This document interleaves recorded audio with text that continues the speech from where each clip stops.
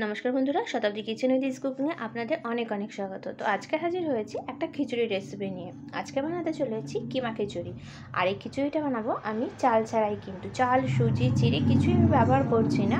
তো কী দিয়ে আমি খিচুড়িটা করছি তার জন্য দেখতে গেলে কিন্তু আমার ভিডিওটা পুরোটাই দেখতে হবে। তো তার জন্য এখানে আমি নিয়েছি কিছুটা পরিমাণে কিমা, নিয়েছি এখানে আলু, গাজর, নিয়েছি মসুর ডাল আর নিয়েছি মটরশুঁটি। তো চলুন এবার রেসিপিটি শুরু করি। তো এখানে একটা আমি কড়াই বসিয়ে দিয়েছি আর কড়াইয়ের মধ্যে দিয়েছি কিছুটা পরিমাণে সরষের তেল। এবার এর মধ্যে ফোড়নে দিয়ে দিচ্ছি শুকনো লঙ্কা আর গোটা জিরে। তো এখানে জিরে আর শুকনো লঙ্কা পোড়া হয়ে গেছে। এবার এর মধ্যে আমি দিয়ে দিচ্ছি গাজর আর আলু আর গাজরটাকে একটু করে ভেজে নেব।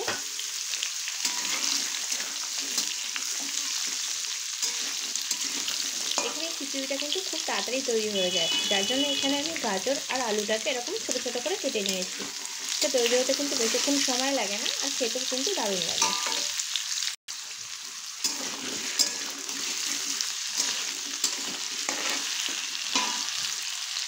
আলু আর গাজরটা কিছুক্ষণ ভেজে নিয়েছি। এবার এর মধ্যে আমি দিয়ে দিচ্ছি কিমাটা দিয়ে আরও কিছুক্ষণ এইভাবে একটু ভেজে নিতে হবে।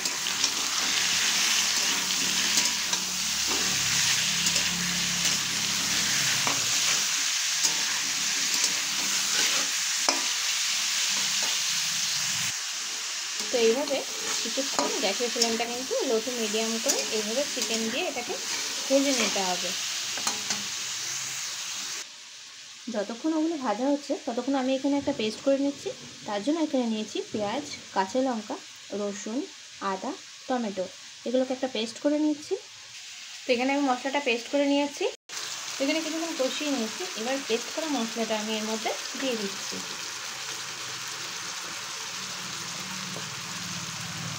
দিয়ে কিছুক্ষণ কষিয়ে নেবো এভাবে।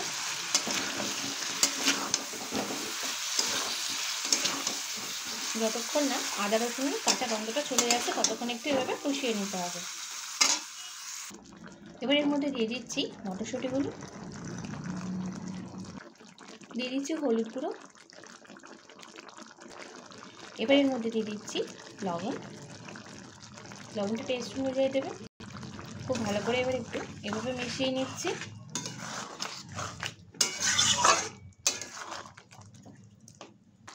তো এইভাবে কিছুক্ষণ কষিয়ে নিয়েছি। আদা রসুনের কিন্তু কাঁচা ভাবটা চলে গেছে। এবার এর মধ্যে আমি দিয়ে দিচ্ছি ভাজা জিরে আর ধনে, আমি ভেজে এটা গুঁড়ো করে নিয়েছি। 1 চামচ মতো আছে, এখানে দিয়ে দিলাম। দিয়ে খুব ভালো করে এইভাবে একটু মিশিয়ে দিচ্ছি। এবার এর মধ্যে দিয়ে দিচ্ছি যে ডালটা নিয়েছিলাম আমি, সেই ডালটা খুব ভালো করে ধুয়ে নিয়েছি। এবার ডালটা এর মধ্যে আমি দিয়ে দিচ্ছি।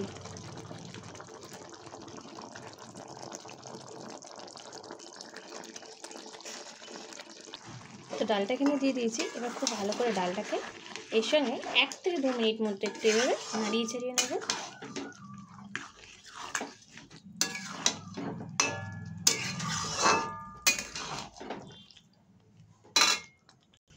তো এবার এখানে নিয়েছি আমি 1 বাটি গম। আমি আগেই বলেছি আজকে আমি চাল ছাড়া কিন্তু খিচুড়িটা বানাচ্ছি।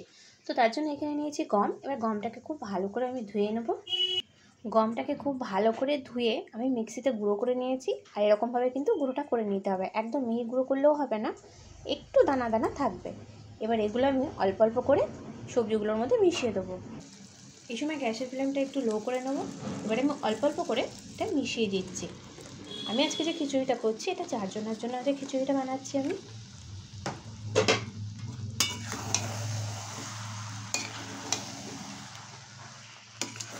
এইভাবে গ্যাসের ফ্লেমটা কিন্তু এই সময় একদম লো রাখবেন, নাহলে কিন্তু নিচ থেকে লেগে যেতে পারে।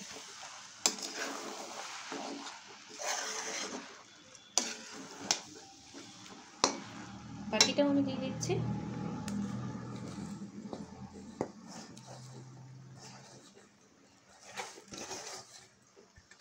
দিয়ে খুব ভালো করে এবার একটু মিশিয়ে নেব।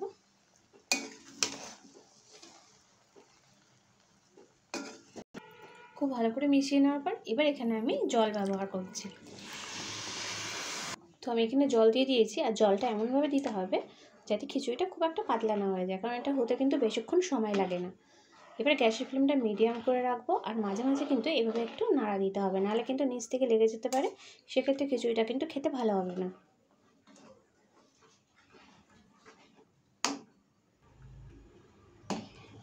তো আমার খিচুড়িটা কিন্তু হয়ে এসছে, আর একটু সময় জাল দিলে কিন্তু হয়ে যাবে।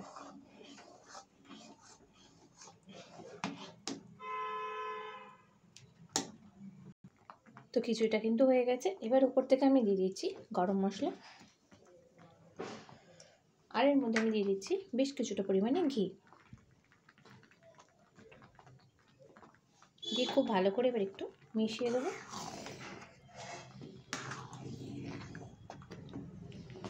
আর এই খিচুড়িটা দেখতে যেমন সুন্দর হয়েছে, এটা কিন্তু খেতেও এরকম সুন্দর হয়, খুব তাড়াতাড়ি তৈরি হয়ে যায়। আপনারা এটা বানিয়ে দেখতে পারেন, আশা করি আপনাদের এটা ভালো লাগবে।